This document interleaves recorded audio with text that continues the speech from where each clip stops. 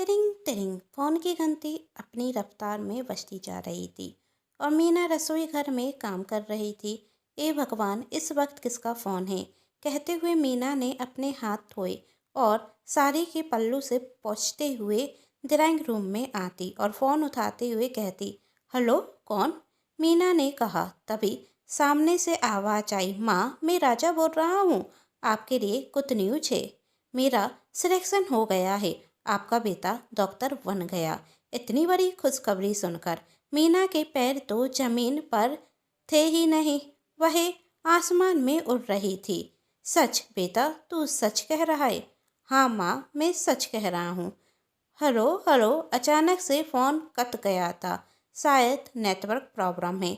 Meena phone रख दी और वह इतनी बड़ी गुड न्यूज़ सुनकर बहुत खुश होती और वह यही गुड न्यूज़ सबसे पहले अपनी जेठानी मारती को सुनाना चाहती थी और वह मारती के पास जाती। जब मारती मंदिर में शाम की पूजा कर रही थी, मीना मारती की पूजा पूरी होने का इंतजार करती और जैसे ही मारती मंदिर से बाहर आती तो वह मारती के दोनों हाथ पकड़ते हुए कहती, दीदी, हमारा बेटा डॉक्टर बन गया। हमारा सपना पूरा हुआ। सच सच कह रही है तू?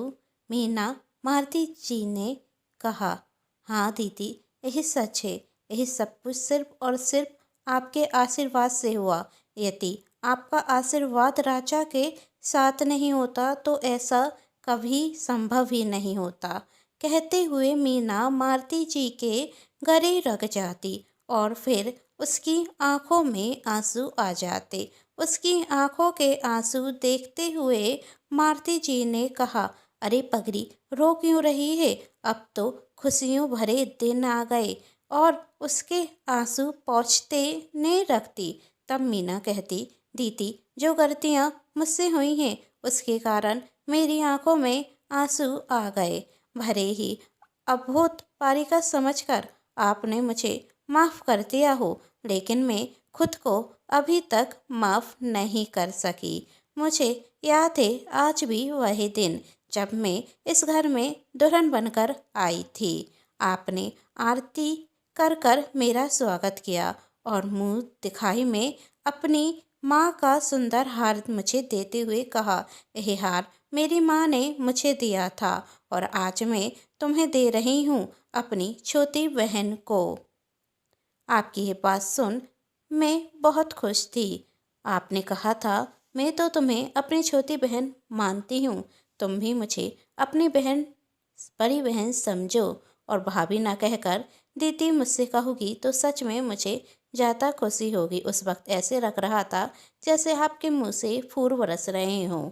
और उस दिन से हम दोनों का बहनों का रिश्ता हो गया और मैं आपको दीदी कहकर बुलाने लगी। हम सब इस घर में बहुत खुश थे और हमारी खुशियाँ दुगनी जब हुई जब राजा ने जन्म लिया। मुझे याद है मेरी प्रेगनेंसी के दौरान आपने मेरा कितना ख्याल रखा था। हर महीने आप ही तो मुझे डॉक्टर के पास लेकर जाती थी। मेरे लिए क्या सही है, क्या गलत है, इसका आपने पूरा ध्यान रखा। मेरे खाने पीने का सब कुछ। और जब मेरा 9वां महीना लगा और राजा को इस दुनिया में आना था उस वक्त जेठ जी और ये दोनों घर पर ही नहीं थे और बहुत तेज बारिश हो रही थी। तब आपने अपने डॉक्टर मित्र की सहायता से मेरी डिलीवरी घर पर ही कराई और मैंने एक सुंदर प्यारे बेटे को जन्म दिया। और उस दिन तुमने मुझे दुनिया की सबसे बड़ी खुशी दी थी। मीना मारती कहती, मेरी शादी को 10 वर्ष हो चुके थे, लेकिन संतान सुख मुझे मिला ही कहाँ था।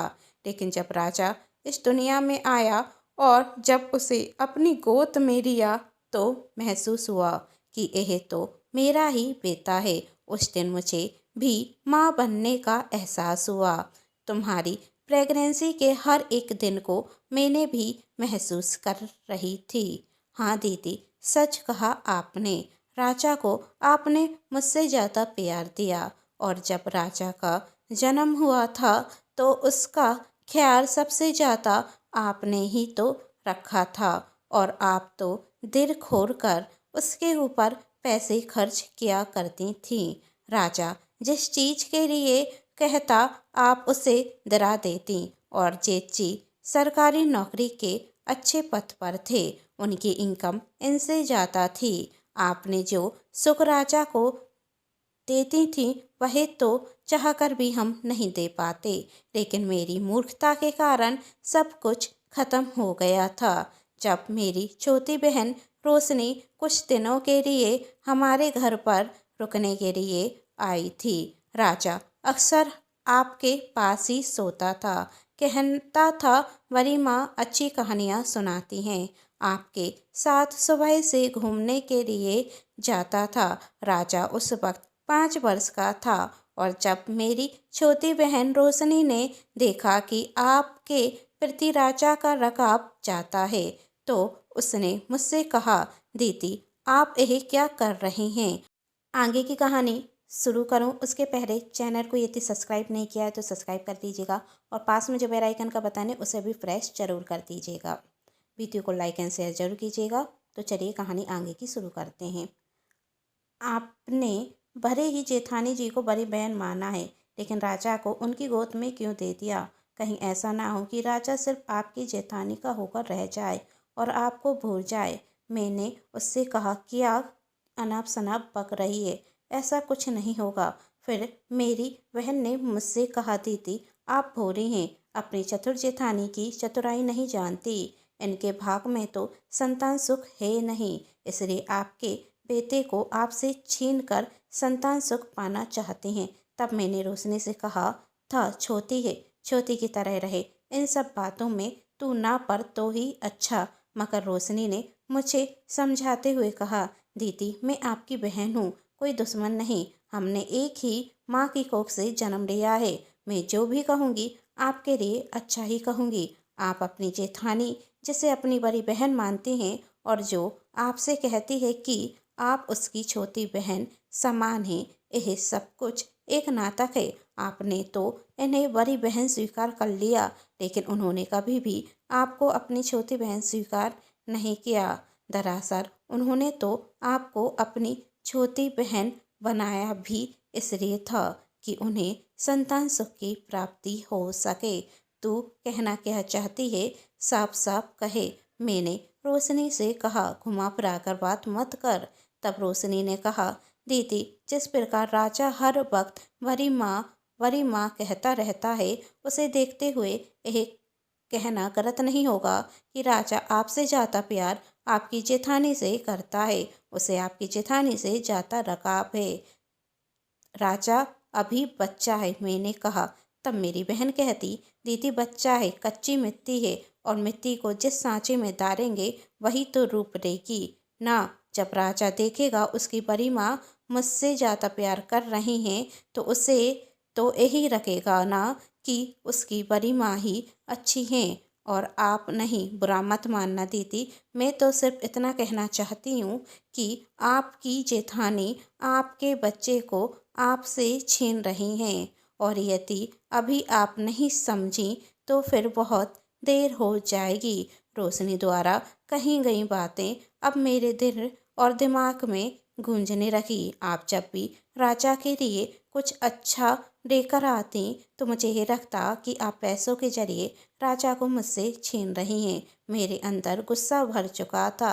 अब जब भी मैं राजा को आपके पास देखती तो मुझे अंदर ही अंदर बहुत बुरा लगता, आप पर बहुत गुस्सा आता। फिर एक दिन वही गुस्सा वहाँ निकल चुका था, जब मैं राजा को खीर खिलाने की कोशिश कर रही थी और राजा मना कर रहा था।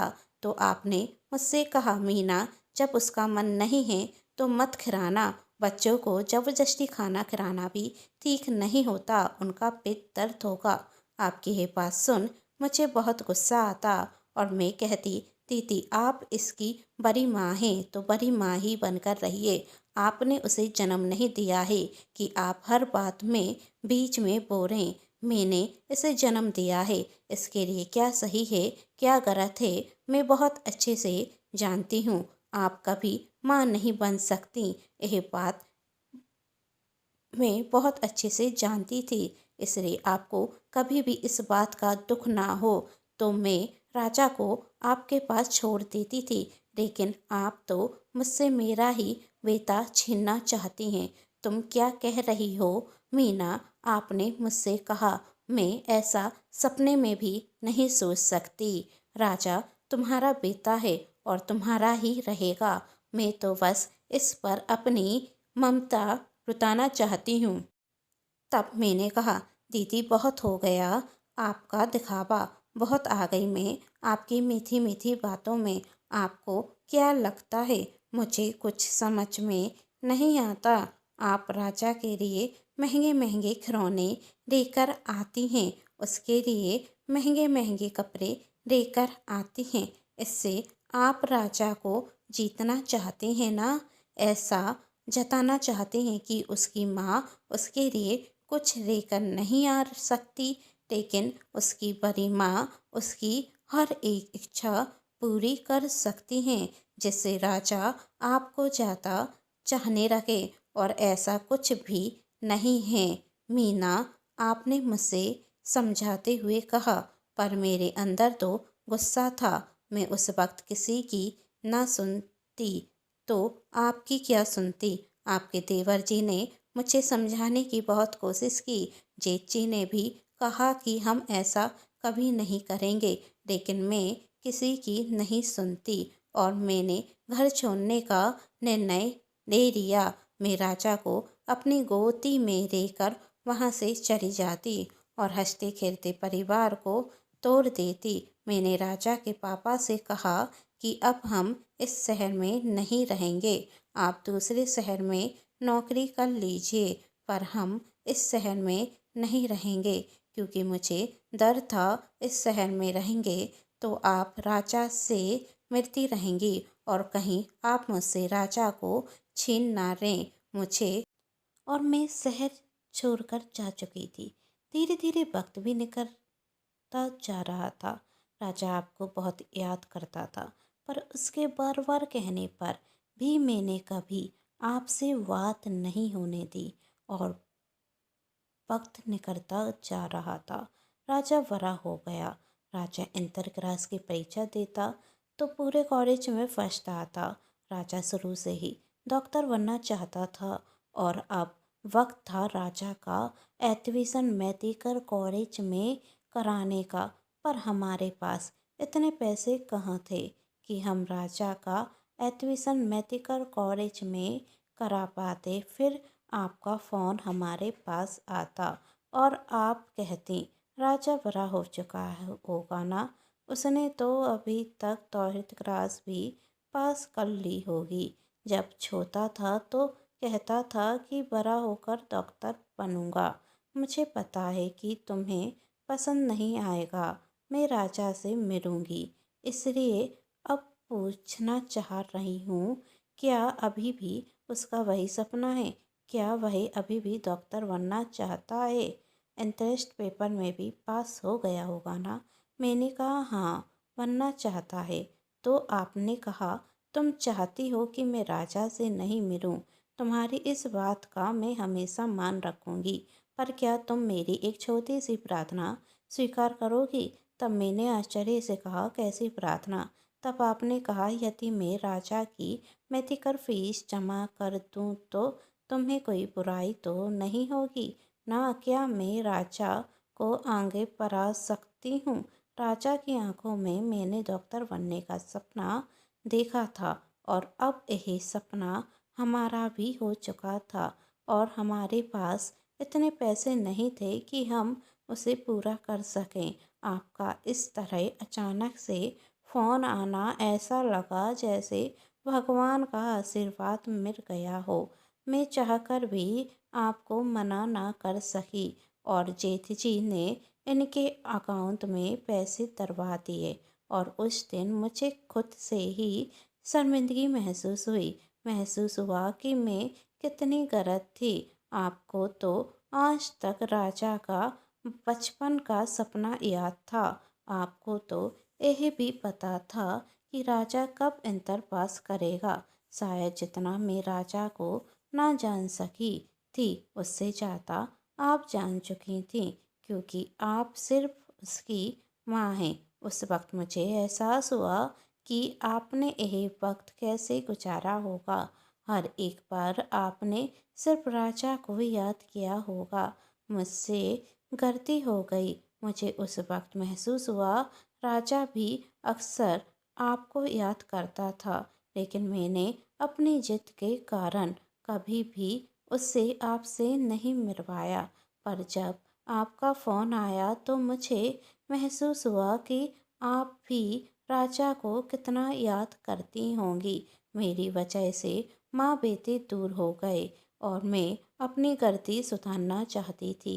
इसलिए आपके देवर जी और राजा के साथ आपसे मिलने के लिए आई। राजा को देखकर आप बहुत खुश थीं। आपकी आंखों से आंसू बह रहे थे। मैं समझ सकती थी, यह उस इंतज़ार के आंसू हैं जो आपने राजा के बिना जिए हैं। राजा भी आपसे मिलकर बहुत खुश था।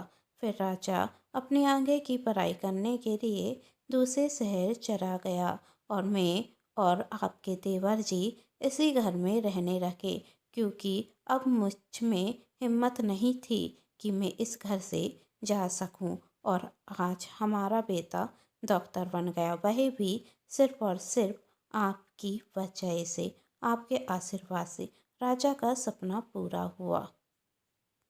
दोस्तों, छोटी सी गलतफहमियाँ अक्सर घर को तोड़ देती हैं। इसलिए यदि मन में कोई गलतफहमी है तो बात कर कर सुलझा लेना चाहिए। आप सभी को ये कहानी पसंद आई है तो चैनल को सब्सक्राइब, वीडियो को लाइक एंड शेयर जरूर कीजिएगा। Thanks for watching.